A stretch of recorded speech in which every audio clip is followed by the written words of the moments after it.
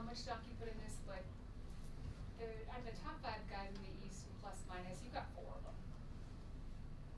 Is that something that these guys should be proud of, or do you take any stock in that? Does that mean something? Yeah, I mean, we definitely look at it. I think I know my eyes go to plus minus even in game. I'll look how guys are doing. I know statistically, you should got to be really careful with that. I'd say overall I look at like net rating probably more than like kind of the raw plus minus. But yeah, I mean at the end of the day, it's like how's my team doing when I'm in there, and to have 4 guys in that category is pretty cool. As a coach, when you look at like the schedule and what the next couple of weeks look like, how much are you like, all right, day by day, you're just thinking Indiana, or how much are you looking at, right, these next 14 games, we've got X amount of games against, over 500 teams. How does that kind of weigh into your daily process? It's a huge part of it. The planning part is huge, and I would say probably first 15 minutes of our coaches meeting is spent on that, just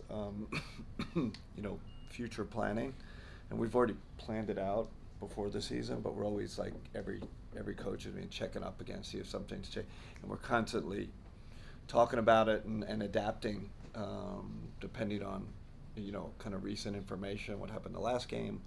Are we gonna have shoot around? 3 games down the line, what does that look like? So we have a master plan, but we talk about it daily in those meetings, and then are constantly tweaking. It's a big part of it. It's a big part of it from a physical standpoint. Keeping the guys fresh, and I think from a mental standpoint too, right? Like especially now with only I think there's 17 games to All-Star, so this is fatigue time, and we have to manage our guys the best way possible. So it's an important part of a coach's job, and I have a great support system around me that allows us to plan in the best way. Maggie. Hi, Coach. Hi, My Maggie. name is Maggie, and I'm a Cavs Kids Club junior reporter. It's nice to meet you. It's very nice to meet you. It's City Edition night, where we are highlighting some of our favorite parts of the city. Since moving to Cleveland, what has been one of your favorite parts of the city? Oh my gosh. Well, I love downtown. I love where Rocket Mortgage is because this is where I come a lot, and I enjoy it. I live in Cleveland Heights, so I'm very familiar with that area, and love it. But what I like most when you're in a new city, you're constantly discovering new areas and new places. So, like I said, my family and kids are loving Cleveland. With such a successful start to the season, how do you manage expectations of this team moving forward with so much basketball left to play? It's a great question. That's an important question. I think we have our own internal kind of expectations, what we want as a team, but we're really focused on the day to day, just kind of maximizing each day to the utmost. So we try to keep that mentality, but we understand there's when you have a good team like we do, there's expectations, and luckily we have a humble group and a group that understands the big picture. So so far so good. Locker room's doing a great job with that. Thank you for your time and good luck tonight. Thank you so much. Great questions. Chris. Oh, come on. Really? After that? Yeah. So yesterday a lot of the guys were talking, Kenny, about how there's so much trust built into this team already. Yeah. They trust the coaching staff. They trust each other.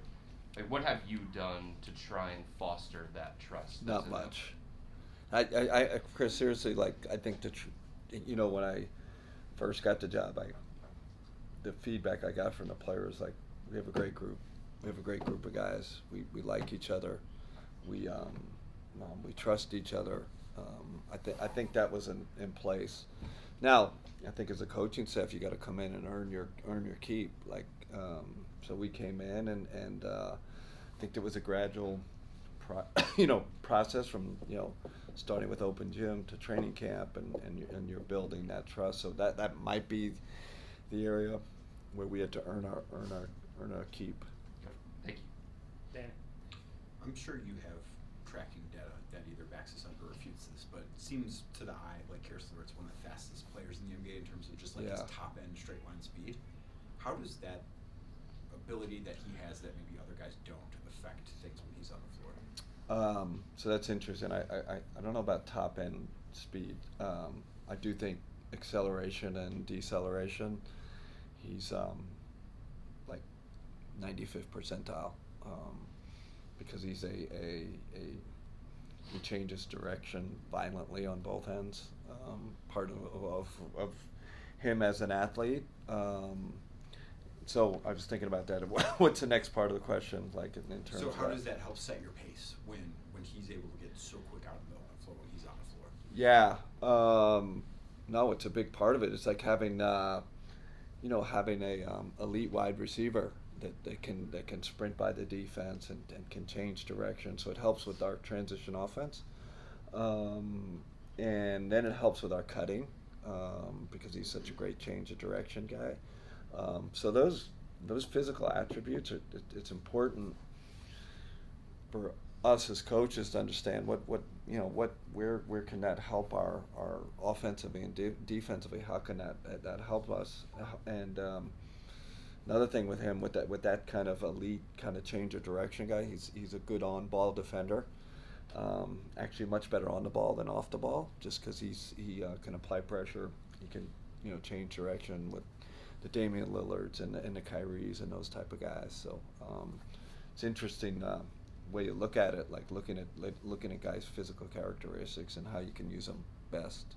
And then when you have a stretch of games like this where you just play OKC and you play them again this upcoming week, you play Indiana tonight and you play them again on Tuesday, how much deeper can you go into a scout where you can focus on maybe a little bit more time on a singular opponent because they're Definitely it becomes almost playoff like. It's I really enjoy these kind of back-to-backs or you play the same team, or when you play the same team close together, and it's like, man, you get, because sometimes you play them, if you played them a month ago, it's like a lot of this stuff doesn't apply. They might have had a guy out, or they change their style of play, so the kind of immediacy of playing someone gives you a much more kind of realistic example of who they are as a team, and represents like playoff type basketball most. Joe. A little bit of a chicken or the egg question here. Yeah. Does Evans, he's shooting 41% from three. Does his 3-point shooting allow this offense to be as efficient and as good as it is, or does the creativity of the offense, has that led to his increase in 3-point shooting? It's a great question. I don't know. I do know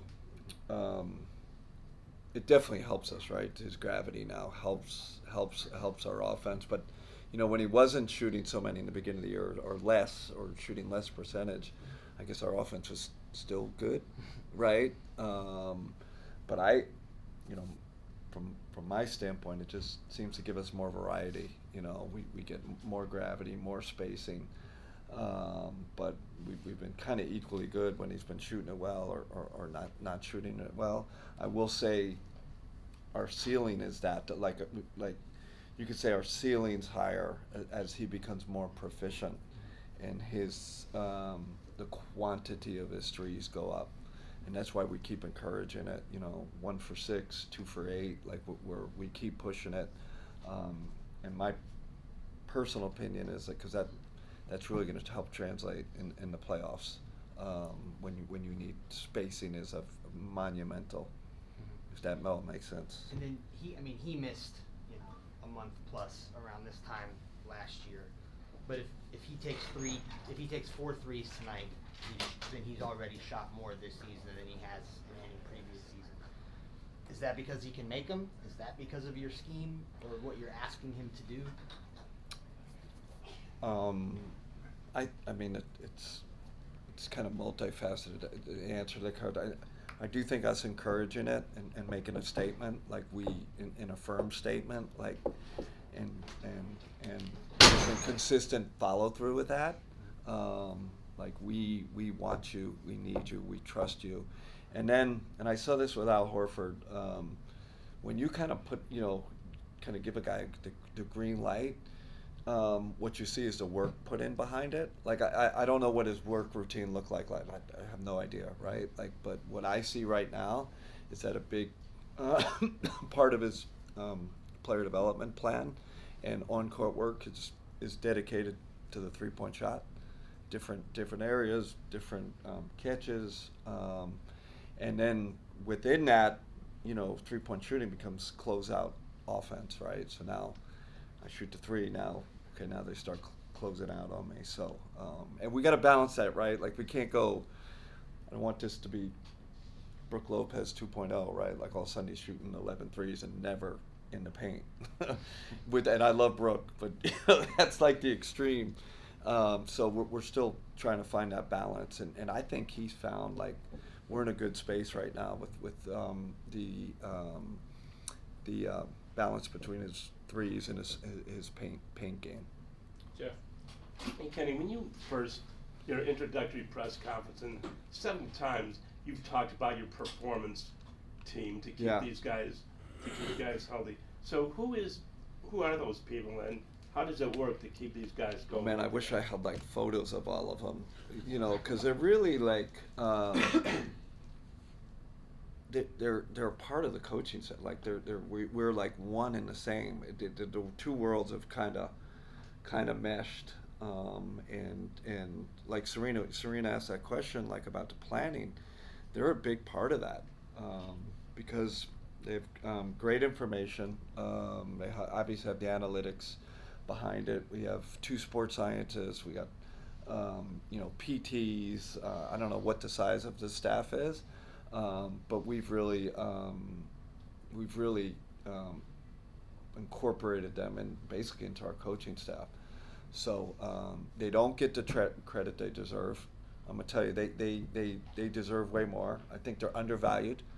Now, don't tell Kobe this; he's gonna have a heart attack if he reads this. But they are undervalued because they spend probably the most time with the players when you think about it.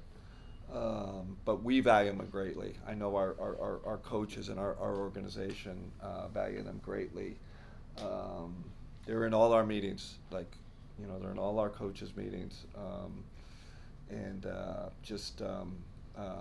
it's much more than keeping players healthy or rehabbing players. It's become much more than that, much grander than that kind of, the kind of old way of doing it. Do you think you're pioneers in that field then? Are they pioneers? Are we pioneers? Yeah. No, I think the NBA has just shifted that way. So I've been in other programs. It's just, when you take 15 years ago to now, it's a complete shift, and they are valued, but still undervalued. Does that make sense? Yeah. But it's just coming. They're going to be. We've talked about it at the press conference, right? To keep this team healthy, they're the main kind of piece of that. We listen to them, and we manage our players, we manage minutes, but they're giving us the valuable information, and then as coaches we have to listen to them and apply it. So they should get a ton of credit. And then who are those sports scientists? Jeff, Okay. Jeff, we got. Yeah, Jeff, we could.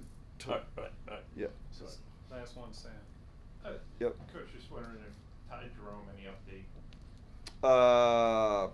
Let's see, he was not well, sick, so we'll see where he is tonight. But he was pretty sick yesterday, so hopeful, but not sure.